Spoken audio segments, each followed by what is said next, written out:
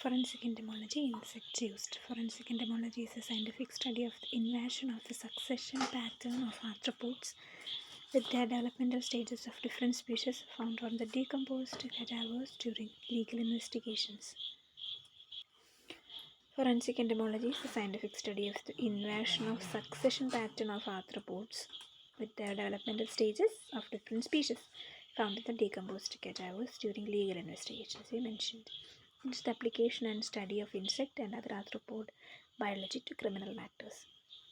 It also involves the application of the study of arthropods, including insects, arachnids, centipedes, millipedes, and crustaceans, to criminal or legal cases.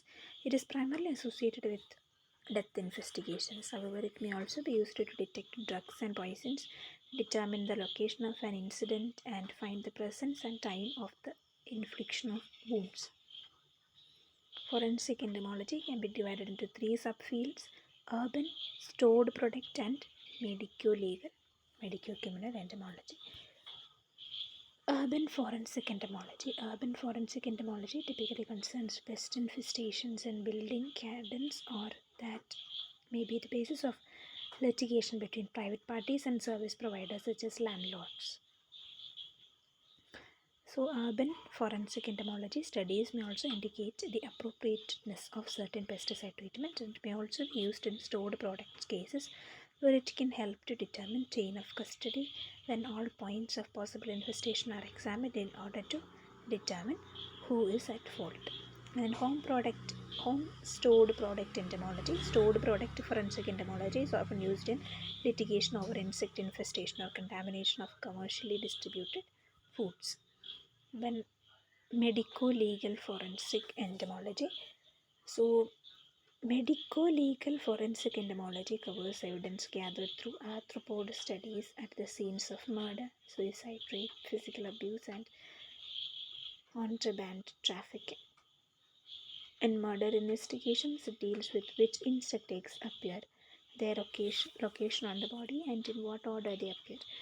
This can be helpful in determining a post-mortem interval, PMI, and location of a death in question. Since many insects exhibit a degree of endemism, occurring only in certain places or have a well-defined phenology, active only at a certain season or time of day, their presence in association with or other evidence can demonstrate potential links to crimes and locations where other events may have occurred.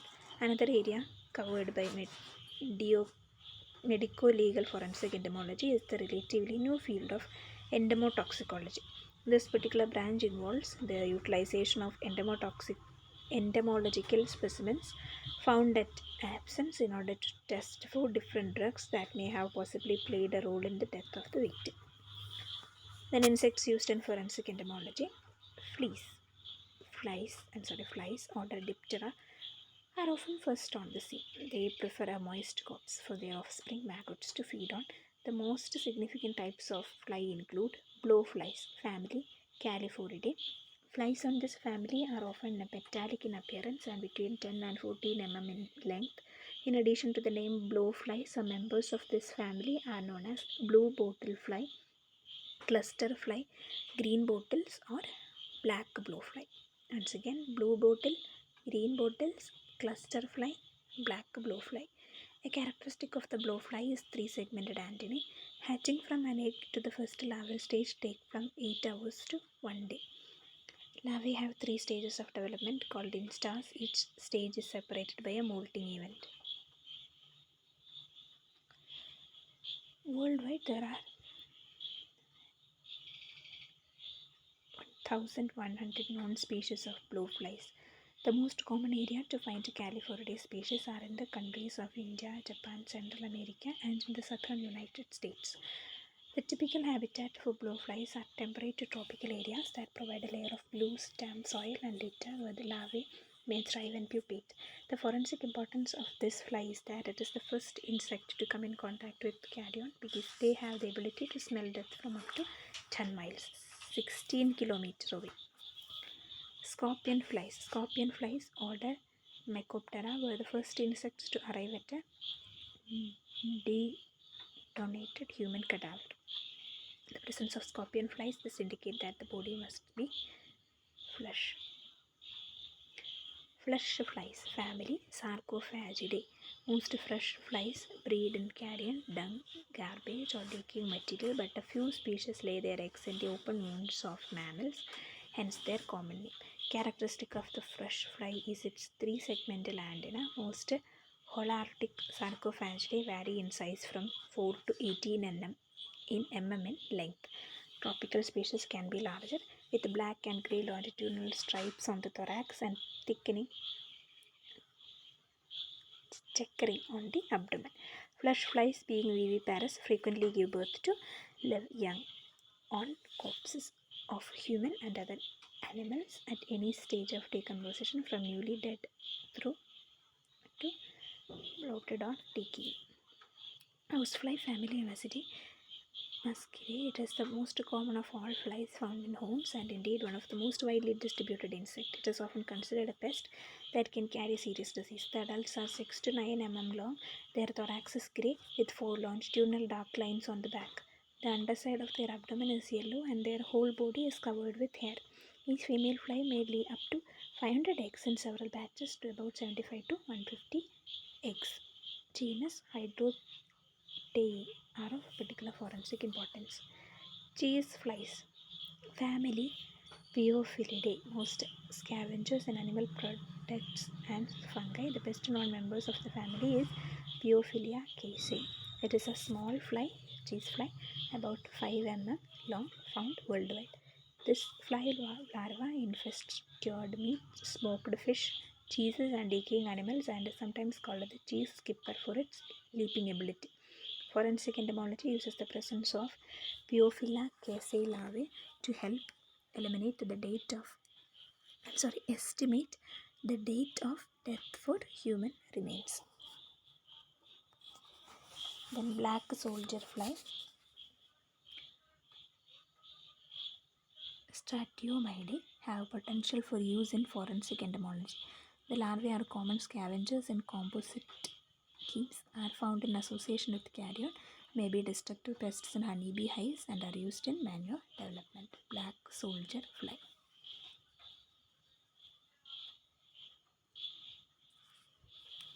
Larvae feed on decaying bodies. Some species can burrow to a depth of 50 cm over 4 days, important in buried bodies. Non-biting midges, Corionomidae. These flies have a complex life cycle. While adults are terrestrial and phytophagous, larvae are aquatic and deciduous. Immature instars have been used as forensic markers. In several cases where submerged corpses were found. Non-biting midges. Then black soldier fly. Coffin flies, Phoridae. Then lesser corpse flies, Sphaeroceridae. Lesser house flies, Phanidae. Black scavenger flies, Sepsidae. Sunflies, compact flies. Coffin flies, lesser corpse flies, lesser house flies, black scavenger flies, sunflies, and humpback flies.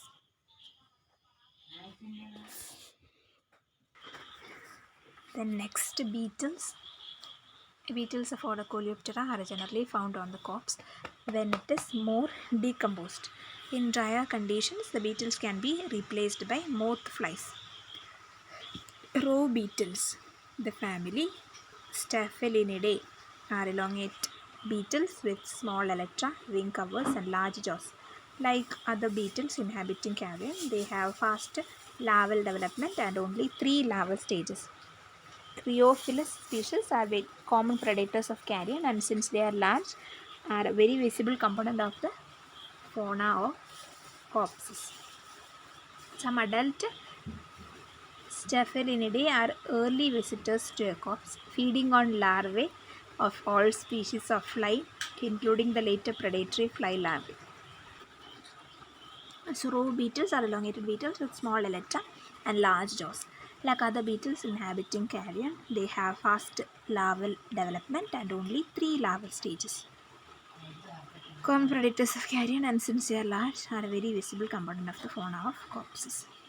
Some adult Staphylidae are early visitors to crops, feeding on larvae to all species of fly, including the later predatory fly larvae. They lay their eggs in the crops, and the emerging larvae are also predators. Some species have a long development time in the egg and are common only during the last stages of decomposition. So, Staphylidae can also tear open and pupal cases of flies to sustain themselves at a corpse for long periods. Then Hister beetles, family Histeridae. Adult histerids are usually shiny beetles, black or metallic green, which have an introverted head. The carrion feeding species only become active at night when they enter the maggot infested part of the corpse to capture and devour their maggot prey. During daylight, they hide under the corpse unless it is sufficiently decaying to enable them to hide inside it. They have fast larval development and only two larval stages. Among the first beetle to arrive at a corpse are Histeridae and genus Saprinus. Saprinus. Adults feed on both the larvae and pupae of blowflies, although some have a preference for fresh pupae. The adults lay their eggs in the corpse, inhabiting it in the later stages of decay. Carrion beetles, family Sylphidae. Adult Sylphidae have an average size of about 12 mm. They are also referred to as burying beetles because they dig and bury small carcasses underground and exhibit communal breeding. Male carrion beetles' job is to provide protection for the breed and carcasses from competitors. So, blister beetles. First one is rove beetle. Next, hister beetle, not blister, it's hister. And write Saprinus as example. Genus Saprinus. And carrion beetles. Skin hide beetles. Family Dermastidae. Hide beetles are important in the final stages of decomposition of a carcass. The adults and the larvae feed on the dried skin, tendons, and bone left by fly larvae. Skin hide beetles, family Dermastidae. Hide beetles are important in the final stages of decomposition of a carcass. The adults and larvae feed on the dried skin, in those tendons, and bone left by fly larvae. Okay. So, hide beetles are the only beetles with the enzymes necessary for breaking down keratin, a protein component of hair. Then, scarab beetles, family Scarabaeidae. Scarab beetles may be any one of around 30,000 beetle species worldwide that are compact, heavy bodied, and oval in shape. The flattened plates with each antennate terminates are fitted together to form a club. The outer edges of the front legs may also be toothed or scalloped. Scarab beetles range from 5.1 to 121.9 mm in length. These species are known for being one of the heaviest insect species. Scarab beetles, skinhead beetles, rove beetles. Then comes hister beetle, not hister beetle, carrion beetles, skin hide beetles, scarab beetles. Harm beetles, family Claridae. Carcassus beetles, family Trogidae. Sap beetles, family Nitidulidae. Next topic, forensic or medico-legal entomology is the study of the insects associated with the human corpse in an effort to determine elapsed time since death. So, insect evidence may also show that the body has been moved to a second site after death, or that the body has been disturbed at some time, or either by animals or by a killer returning to scene of the crime. However, the primary purpose of forensic entomology today is to determine elapsed time since death. So, most cases that involve a forensic entomologist are 72 hours or more old. As up until this time, other forensic methods are equally or more accurate than the insect evidence. However, after 3 days insect evidence is often the most accurate and sometimes the only method of determining elapsed time since death. There are two main ways of using insects to determine elapsed time since death: using successional waves of insects, using maggot age and development. The first method is based on the fact that a human body or any kind of carrion supports a very rapidly changing ecosystem, going from the fresh state to dry bones in a matter of weeks or months depending on geographic region. During this decomposition, the remains go through rapid physical, biological and chemical changes, and different stages of the decomposition are attractive to different species of insects. Certain species of insects are often the first to witness a crime. So they usually arrive within 24 hours of death, or if the season is suitable, and can arrive within minutes in the presence of blood or other body fluids. These first groups of insects are the Calliphoridae or blowflies and the Sarcophagidae, the flush flies. Other species are not interested in the corpse when the body is fresh, but are only attracted to the corpse later, such as the Pheophilidae or cheese skippers, which arrive later during protein fragmentation. After protein fragmentation, okay, they arrive after that. Some insects are not attracted by the body directly but arrive to feed on the other insects at the same. Many species are involved in each decomposition stage, and each group of insects overlap the ones adjacent to it somewhat. Therefore, with the knowledge of the regional insect fauna and times of carrion colonization, the insect assemblage associated with the remains can be analyzed to determine a window of time in which death took place. So, some insects are not attracted to the body directly but arrive to feed on the other insects at the sea. Many species are involved at each decomposition stage, and each group of insects overlap the ones adjacent to it somewhat. Therefore, with the knowledge of the regional insect fauna and times of carrion colonization, the insect assemblage associated with the remains can be analyzed to determine a window of time in which death took place. This method is used when the descent has been dead from a few weeks up to a year, or in some cases several years after death, with the estimated window of time broadening as time since death increases. It can also be used to indicate the season of death, early summer. A knowledge of insect succession together with regional seasonal habitat and meteorological variations is required for this method to be successful. The second method, that of using maggot age and development, can give a date of death according to day or less, or a range of days, and that is used in the first few weeks after death. Maggots are larvae or immature stages of Diptera or two-winged flies. The insects used in this method are those that arrive first on the corpse, that is the Calliphoridae or blowflies. These flies are attracted to corpse very soon after death. They lay their eggs on the corpse, usually in a wound if present, or if not, then in any of the natural orifices. Their development follows a set predictable cycle. The insect egg is laid in batches on the corpse and hatches after a set period of time into a first instar or stage larva. The larva feeds on the corpse and molts into a second instar larva. The larva continue to feed and develop into a third instar larva. The stage can be determined by size and the number of spiracles or breathing holes. When in the third instar, the larva continues to feed for a while, then it stops feeding and wanders away from the corpse, either into the clothes or the soil. The larvae feed on the corpse and molts into a second instar larva, then continues and third molts into third. The stage can be determined by size and the number of spiracles, breathing holes. When in the third instar, the larva continues to feed for a while, then it stops feeding and wanders away from the corpse, either into clothes or the soil, to find a safe place to pupate. This non-feeding wandering stage is called prepupa.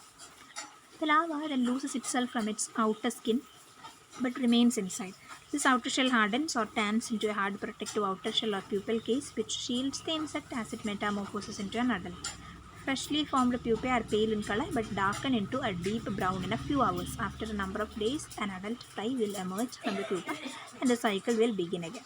When the adult has emerged, the empty pupal case is left behind as evidence that a fly developed and emerged. So each of these developmental stages take a set known time. This time period is based on the availability of food and the temperature. In the case of human corpse, food availability is not usually a limiting factor. Insects are cold-blooded, so their development is extremely temperature dependent. Their metabolic rate is increased with increased temperature, which result in a faster rate of development, so that the duration of development decreases in a linear manner with increased temperature and vice versa.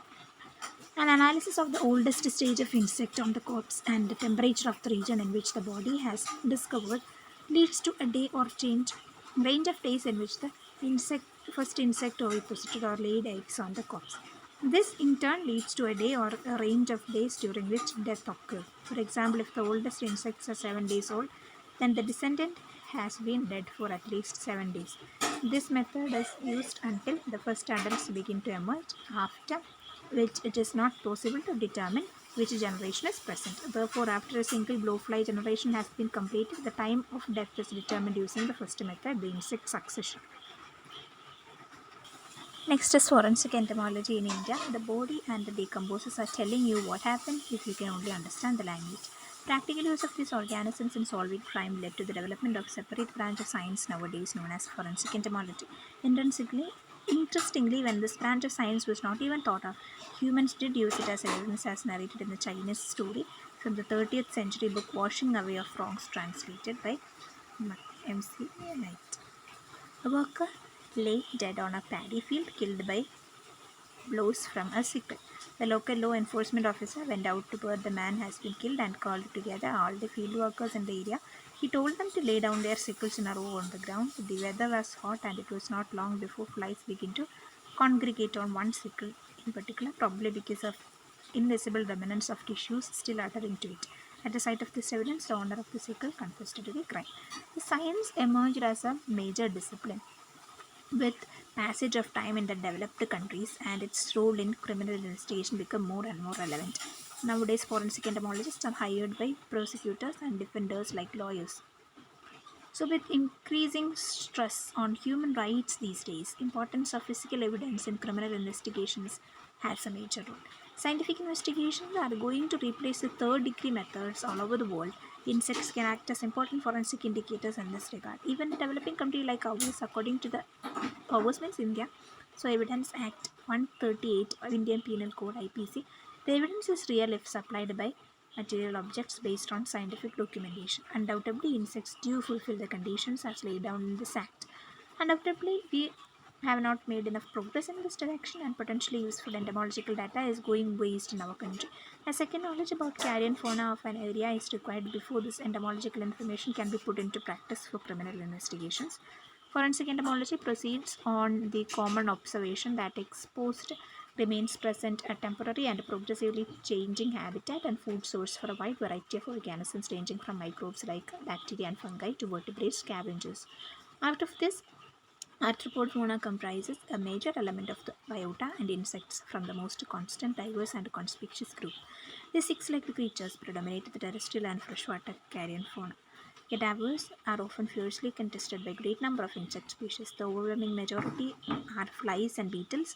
Dipteran families Calliphoridae, Sarcophagidae, Musidae, Sepsidae, Sphaeroceridae, Piophilidae and Phoridae, and Coleopteran families Histeridae, then Staphylinidae, Sylphidae, Cleridae, Desmastidae, and Tenebrioinidae predominate the sea. This web gets more complicated because of the fact that many insects have different adult food preferences from that of their larvae.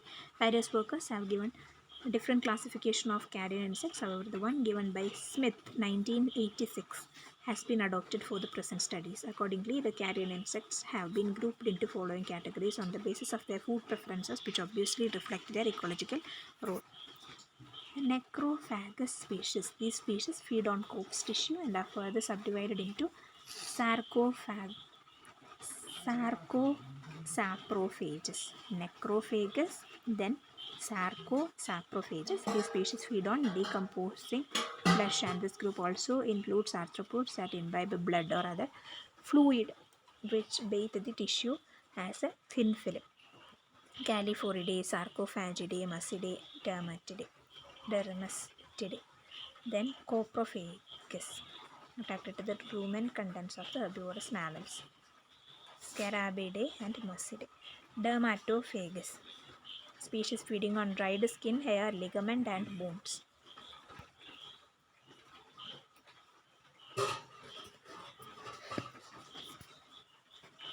So, necrophagous species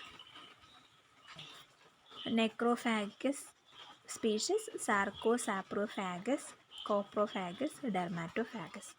Necrophagus: predaceous species, insects that feed on both the corpse and its inhabitants like ants, Formicidae, sylphid beetles, clerid beetles, and some blowfly larvae.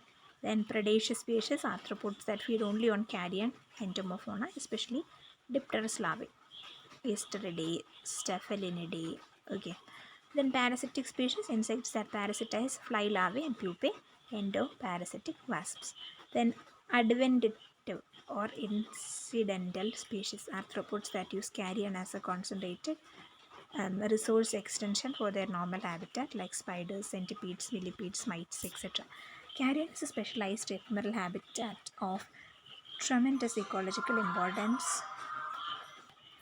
Carrion is a specialized ephemeral habitat of tremendous ecological importance. It supports a characteristic assemblage of insects which are attracted to it due to their well-developed sense organs. For instance, calliphorids can arrive within few minutes or even few seconds before corpse exposure.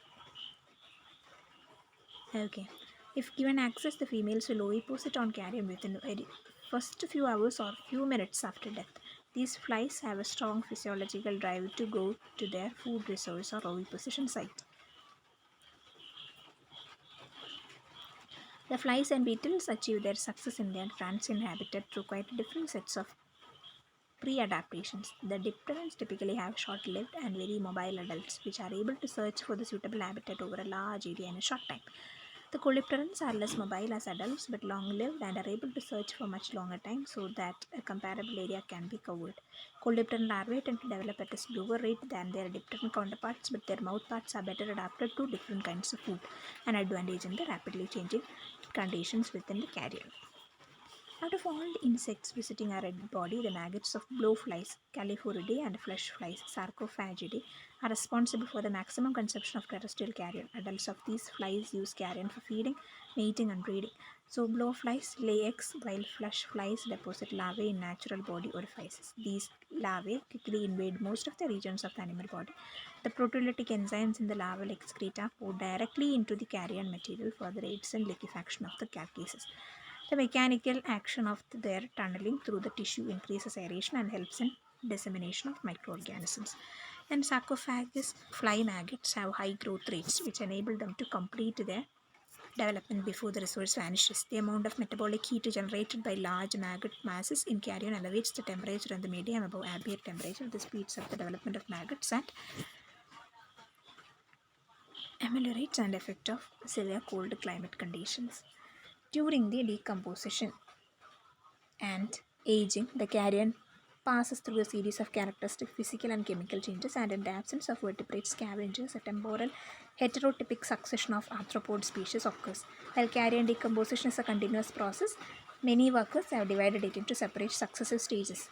In ecology, succession is defined as the temporal sequence of colonization and species replacement of or addition that occurs after a site is distributed. In the words of Weaver, only certain species are able to establish themselves initially. The early occupants modify the unit so that it becomes less suitable for further recruitment of early succession species and more suitable for recruitment of late succession species. So most species present during the early stage are specialists in a specific habitat type, and these are mainly the Sarcophagus fly larvae. They usually develop rapidly and are present in the community only for a short time. During succession, there is a trend towards more generalized species able to breed in a wide range of habitats. These generalizations are mainly represented by beetles, Coleoptera, present in Carrion over a much longer period. While carrion is often rich in species diversity, only few are true carrion feeders and have a significant role in the decomposition and release of carrion materials. Whereas mainly the fly maggots and dermestid beetles give an excellent explanation for this phenomenon. According to him, succession at carrion to a very large extent results from the addition, not replacement of species the community present at the carcass. The addition of species is due to new resources becoming available as a result of the action of fly maggots within carrion. The emergence of these maggots stimulate the arrival of large number of predatory histrid and staphylinid beetles. The activity of maggots leave a liquid deposit on the carcass which attract moisture-seeking mustards and other fleas. The continued feeding effort of the maggots rapidly exposes the human content and initially undamaged carcasses which is then utilized by beetles. The departure of maggots creates space for more individuals of species of clarids and dermestids. Hence, a larger number of species depend directly on the fly maggots as a food source or directly on the influence of maggots on the carcasses. The presence of maggots, therefore, are and their duration of stay is a prime factor in determining succession at carcass. The science of forensic entomology is based on the analysis of those insects which sequentially colonize the corpse as decomposition progresses and on the rate at which various stages of their progeny develop. This entomological information can be useful during criminal investigation in order to determine the following: time of death, very important. There are two basic approaches to the application of entomological data for estimating the time of death. During earlier stages of decomposition, the time elapsed since death or post-mortem interval may be determined by calculating the time required for a given species to reach a particular stage of development recovered from the corpse at the time of discovery. Yeah. So, insects involved in this approach are mostly dipterans, especially those belonging to the families Calliphoridae and Sarcophagidae, the most advanced stage of development, with which in turn shows the longest period of application with the corpse is used to eliminate the minimum possible BMI. After the initial stage of decomposition are over and when the Calliphoridae and Sarcophagidae have departed, estimates. Death. Okay. Then mode of death. A dead body having external injuries is more attractive to insects than one having none. So depending upon the degree of degradation brought about by maggots, an entomologist may be able to suggest the possible mode of death like strangulation or mutilation. Another application is the case where death has occurred due to intake of drugs. A chemical analysis of the maggots found on the dead body can reveal the specific drugs, especially helpful when no human tissues are available for sending to the laboratory for other tests. During experimental studies, large number of poisonous chemicals have been recovered from maggots that feed upon animals which die due to intake of such chemicals. To name few: cocaine, triazolam, oxazepam, alimimazine, chloripramine, and phenobarbital, and methamphetamine, lead arsenate, coproxamol, and amitriptyline have been found to be present in maggot tissues. Place of death. The deceased may have been killed at a place other than where the body is found.